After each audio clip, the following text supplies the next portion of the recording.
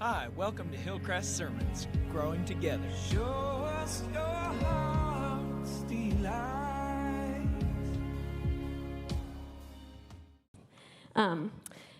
Yes, we are in Advent, which is one of my favorite times of year. And we are preparing our hearts for Jesus' arrival right now by walking through the prophecies that Matthew highlights in his gospel. The prophecies from the Hebrew scriptures and showing how God fulfills them in Jesus, how he's following through on all his people's hopes. Also, I'm Rachel. I don't think I introduced myself. Hello. Hi. Good morning. And one of the most significant hopes of God's people, a thread that you will see if you read the Old Testament repeated over and over and over again, is a hope, which we also heard in that prophecy from Micah, and that is the promise of a coming king, a king that's going to come from little Bethlehem. And it makes a lot of sense then that Matthew, when he tells the story of Jesus, would highlight this particular prophecy, right? He's saying, look, Jesus was born exactly where the prophets always said he would be. And it's not like Jesus could have somehow orchestrated that. Like, he wasn't like, how can I convince everyone I'm the Messiah? I know. I'll arrange to be born in Bethlehem somehow, right? So Matthew is showing his readers, who were primarily Jewish, you can trust Jesus is the one you've been hoping for. He's the king you've been waiting for. But as we learned from Tim last week, the fulfillment of God's prophetic word is often a lot deeper than just he said this is what would happen, and then that's what happened. There's actually more going on when we talk about fulfillment. Jesus fulfills the prophecy by filling it with its intended meaning. He makes it real. He reveals God's character and God at work in history. And so there's often things that are surprising and unexpected, even as he does do exactly what the prophet said he would. And so to understand that, I think we need to do a little bit of work to wrap our minds around what, for Matthew and his audience, would have been immediately a part of their whole cultural imagination. And that's God promised his people a king. He promised them a king. I don't know what comes into your mind when you hear about a king. Did anybody here actually grow up or has lived in a country with a king or queen? Anybody? Oh, a couple people. I didn't. I grew up in America. And so most of my imagery around kings comes from Disney movies, like this one. This is Sleeping Beauty. And so I need to understand, what did it mean to Matthew? What would it have meant to the people of God in the Old Testament, in the Hebrew scriptures? So we're going to do a little quick zoom through some of the Old Testament here and trace this thread. Because originally, God provided a king for his people because they asked for one. They wanted one. God was their king, and God led them. And there were they were organized. They had leaders and things like that. But they didn't have a king other than God. And the people eventually grew dissatisfied with this. We can read about it in 1 Samuel. I think I might have a slide with those verses. Yep. And so they said, we don't want God to be our king. We want a king like all the other nations have. We want a king who will make decisions and who will lead us into battle, just like all the other nations. See, in the ancient world, having a king mattered because a king meant real power. A king is going to look out for you and your people's interests. A king will protect and expand your borders. A king will fight against other kings, right? Other powers that threaten you and your family. Now, a king will also dominate and exploit their people and abuse their power. And God warns his people that this king they're asking for, like all the other nations have, is going to do exactly that. But they still want one. Having no king but God just made them feel too vulnerable. They wanted power to match all the threatening empires and people groups around them. It makes me wonder if you ever feel like you wish you had some power to match the things that threaten you, the things that you're afraid of. I often feel that way. But God, even as he grants their request, also promised his people a different kind of king. He promised there was a king coming who would not exploit or abuse, a king who would reflect his own character and whose power would come from the very spirit and presence of God, a king who would be a blessing to the whole world, not just to Israel. And so, as you read the history of the kings of Israel and Judah, with every king that comes along, we have this little question attached to them. Are they going to be the one?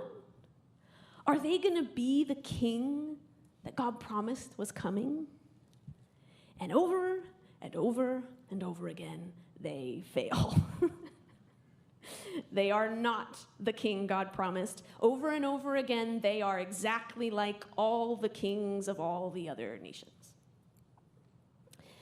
The prophet Micah comes along, and he prophesied during the reign of one of the later kings of Judah, after the kingdom has now split into two. So this is the southern kingdom of Judah. And there was a king he prophesied during the reign of named Hezekiah. When we get to Hezekiah, even though we've been so disappointed so many times, we almost think maybe Hezekiah is going to be the one. If you read his story, you'll see that Hezekiah is actually pretty great. He tries really hard to be a good king and to follow God and to trust him. He actually faces a pretty intense situation where the mighty Assyrian Empire is like threatening to destroy them. Their armies have reached right to the gates of Jerusalem. And Hezekiah, in that moment, he trusts the Lord. He prays, and God moves in an incredible way on behalf of his people. It's an amazing story. You should read it. I don't have time. But basically, without any human intervention, God just decimates the Assyrian army.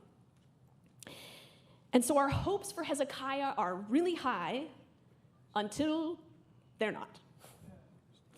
Not long after that amazing story of trust and faith, a coalition from Babylon in the east arrives. Babylon, at this point, is the up-and-coming power, and they will soon topple Assyria's dominance in the world. And so this little coalition of delegates from the east arrives in Jerusalem, and Hezekiah shows off to them all the treasures of the temple.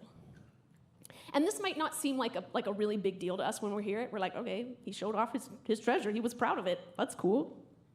But what Hezekiah is doing is some political maneuvering. He's currying favor with a power that he sees not just as bigger and stronger than him, but a power that feels more useful, more practical than just trusting God. Tim Mackey, who's at the Bible Project, wrote a little article about this, and he puts it this way. He, as in Hezekiah, relied upon the God of Israel at the moment of crisis, but once a better political option shows up, Hezekiah crumbles. The possibility of having Babylonian military firepower in his pocket was more attractive than going through another Assyrian crisis on his knees in prayer. He just thought, wouldn't it be nice to have a little real power of my own? A little power to match. I mean, do you ever wonder, who actually does have the power? Real power? I know I'm talking to a lot of good Christians in the room. Maybe not everybody, but there's probably some Christians here, I imagine, at church on a Sunday morning. And so before you say, I know the answer to this question, Rachel, it's God. He has the power. I really want you to think about it. Does God pay your bills? If I break a bone, does the ambulance take me to church? If I commit a crime and I get caught, who decides what my punishment will be? If God is so powerful, why don't I read more about him in the news? Why doesn't he use his power more often? If he doesn't like these exploitive and abusive other powers, these other kings, why doesn't he stop them? I mean, is God's power really just like a nice thought? Have you ever heard that phrase, it's the thought that counts? I really don't like that phrase. I don't think it's real or true most of the time. It's almost never true that it's the thought that counts. It's the fulfillment that counts. It's the follow-through that counts. And it is all too easy for us to think of God's power as like a nice thought, helpful in a crisis if you've got nothing else available. But there are a lot of other kinds of power that seem like they'd be a lot more useful. Money would be really useful. Influence, even just like a sense of autonomy, the ability to like make your own decisions for yourself. All of those things feel just so attractive. Wouldn't it be nice to have?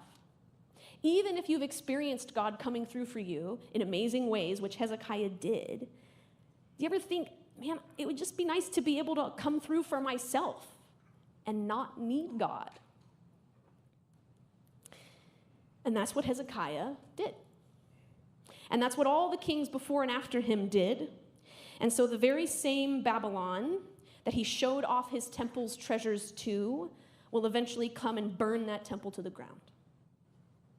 The people got the king they wanted. And their kings got the kind of dominating and destructive power that they wanted.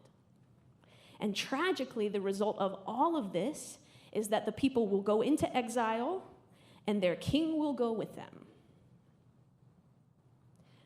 But shockingly, the prophet Micah says, exile is not the end of God's promise. Micah says, no. Even at the doorway of exile, he reaffirms God's promise of a king that is coming, a king who will not disappoint like all the others. A king who is coming from Bethlehem. Bethlehem, small among the clans of Judah, he says. Out of you will come for me one who will be ruler of Israel, whose origins are from of old, from ancient times. He comes from Bethlehem, this king. That's already really surprising. Bethlehem is really specific. If I was God and I was like, I just want to give myself lots of options for this like coming king, I would have picked a place with a bigger population. You know, like, I don't know, Nairobi or Tokyo or Seattle or somewhere, right? Bethlehem is tiny. The biggest estimate I could find that historians have given for like the population of Bethlehem around the time of Jesus is around 1,000 people. That was like the very highest end of the scale. It was probably a lot less. It's also surprising that it's not Jerusalem. Jerusalem is the city of kings. It's the seat of power. This king is going to come from a little farming town. But although he comes from a little place, there's also something massive about this king, something eternal. His origins are from of old and from ancient times. The prophet says his greatness will reach to the ends of the earth, beyond the borders of Israel. And so, this was the promise God's people held onto as they were dominated by Assyria and dominated by Persia and Babylon and Greece and eventually by Rome. And for generation after generation, they are waiting for this king, and none arrives. No king that could possibly threaten these imperial powers shows up. And all of this is on Matthew's mind and on his hearers' minds as he narrates this story. So I want to read Matthew 2 again. And as I do, I want you to ask yourself, who has the power in this story? Who's in control of these events? It's Matthew 2. After Jesus was born in Bethlehem in Judea during the time of King Herod, Magi from the east came to Jerusalem and asked, "Where is the one who has been born King of the Jews? We saw his star when it rose and have come to worship him." When King Herod heard this, he was disturbed, and all Jerusalem with him. And when he had called together all the people's chief priests and teachers of the law, he asked them where the Messiah was to be born. In Bethlehem in Judea, they replied, for this is what the prophet has written. But you, Bethlehem, in the land of Judah, are by no means least among the rulers of Judah, for out of you will come a ruler who will shepherd my people Israel. Then Herod called the Magi secretly and found out from them the exact time the star had appeared. He sent them to Bethlehem and said, go and search carefully for the child. As soon as you find him, report to me so that I too may go and worship him. Okay, so first off, we've got Herod. Herod is an actual king. He's known as Herod the Great in history, a very powerful sounding name. And he's famous for a few different things. One is building really impressive buildings. Built himself a lot of very big palaces and fortresses where he and his family could hide if they were ever under attack. He's also famous for being an excellent political maneuverer. He knew, kind of like King Hezekiah knew, the importance of having the right allies at the right times.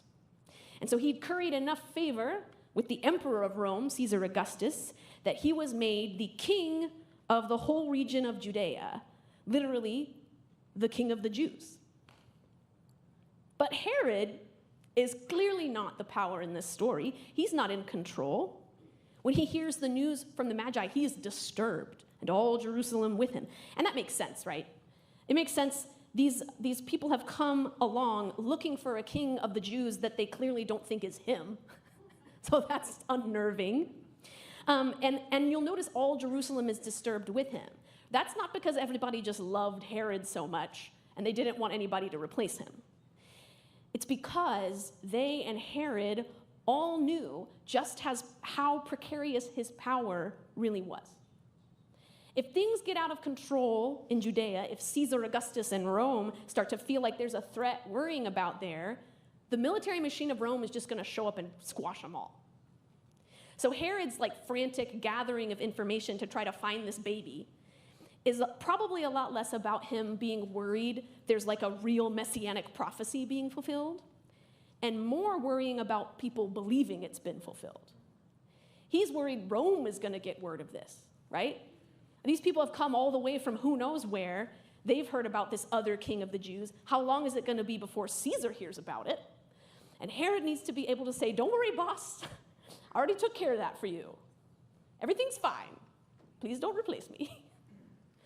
I mean, does this sound or feel like a powerful person or a scared person?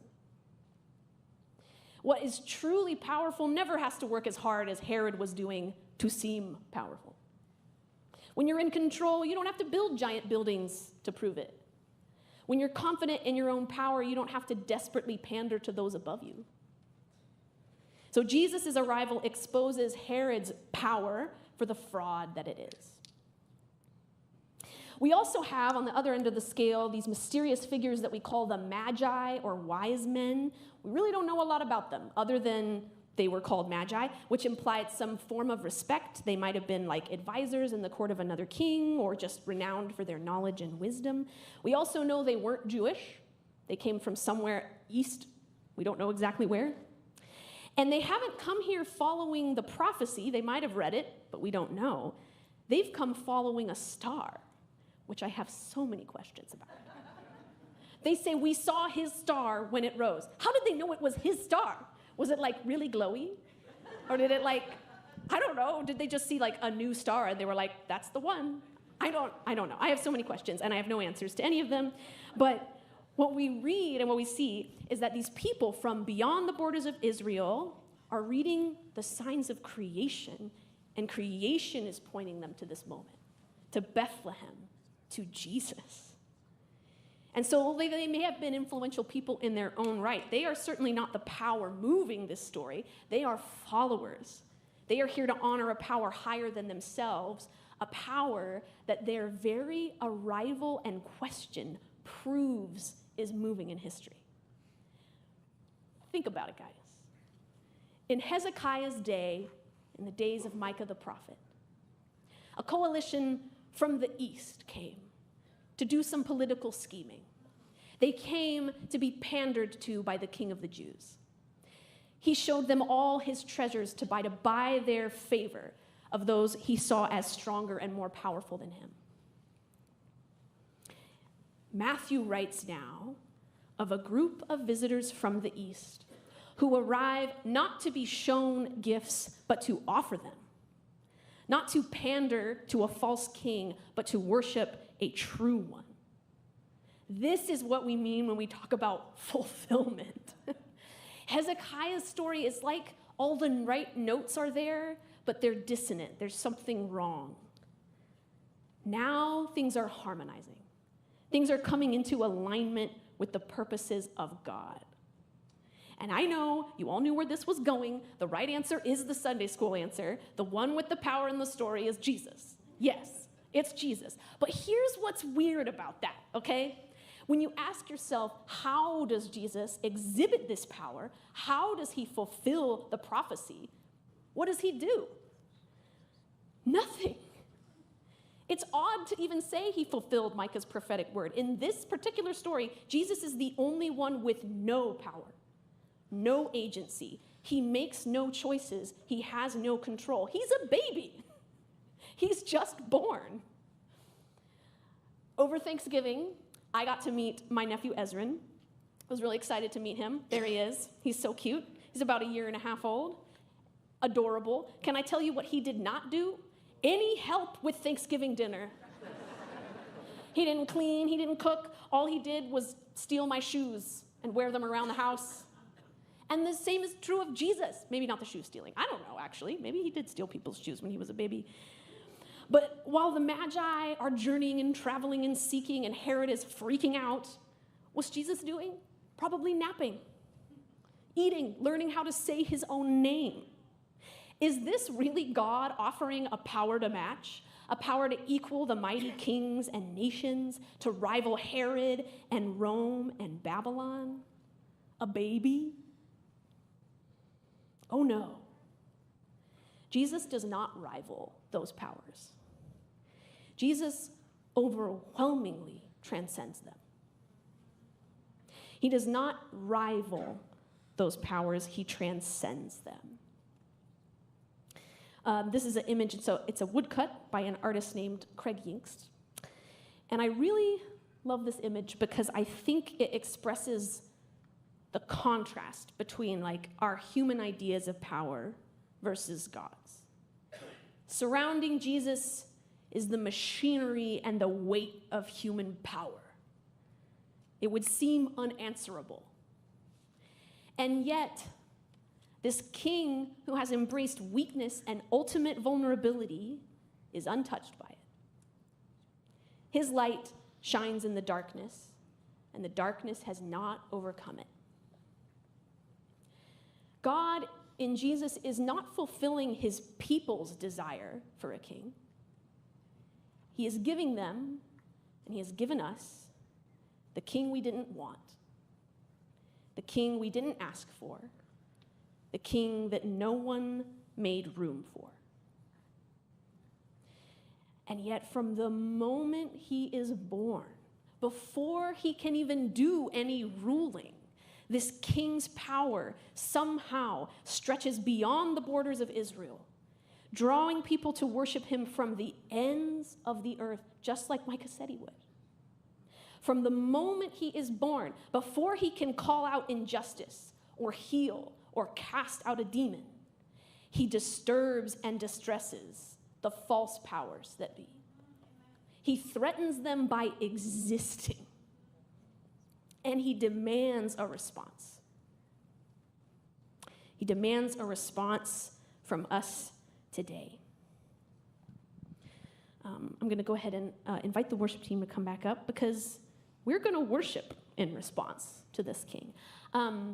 I think when I think about like who is in the room today, I think that probably there are some people who are like seeking or considering or just curious about Jesus.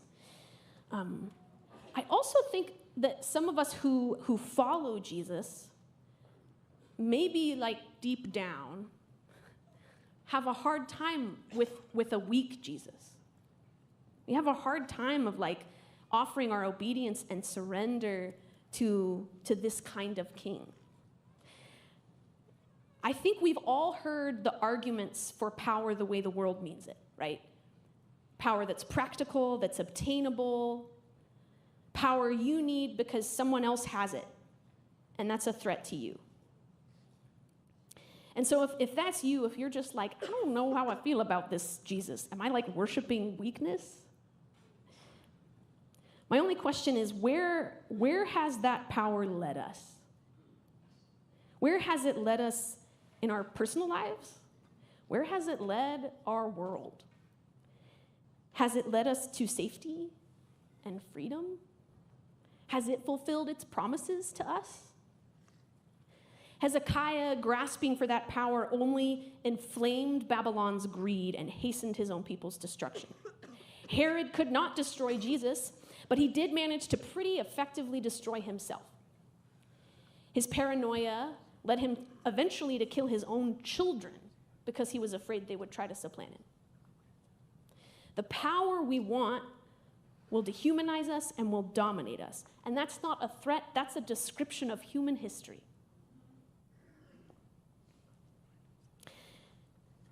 For others of us, I think, even when we follow Jesus, even when we want to be his people, when we want him to be our king, there are still times when we're tempted by the allure of this other power, of power that can match the things we fear.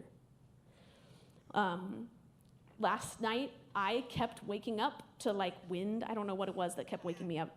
I don't know if I was nervous about this today or what, but I just kept waking up, and there's something about being awake at 3 a.m. that everything you're afraid of decides to choose that moment to talk to you about how scary it is, right? And I mean everything from oh, I have a sermon to preach tomorrow, I hope it's good, to will the world end soon? Everything from cataclysmic fear to tiny little, in my own personal life kind of fear. And I just want to say to us, we don't need to fear because we have a king. We have a king who is not a stranger to our weakness. We have a king who in his great love gave himself to us, not because we asked for him or wanted him or deserved him, but because we need him. We need this king. And I can think of no better antidote to our fears and anxieties than worshiping him at his lowliest. Worshiping him at his weakest. So I want to invite you to do that now. To behold your king and to choose him and to bow before him. Not because he dominates, not because he's bigger and stronger than all the other kings, although he is, but bow before him because he chose to become weak for you. Lord Jesus, would you be born in our hearts? We want to exalt you as the King of our lives. Lord, we want to reject the false versions of power. Lord, we need you more than anything. Our world needs you more than anything. Pray that you would reveal yourself to us, Jesus. Amen. Thanks for listening. For more info, visit hcbellingham.com and join us any Sunday, 9 and 11 a.m.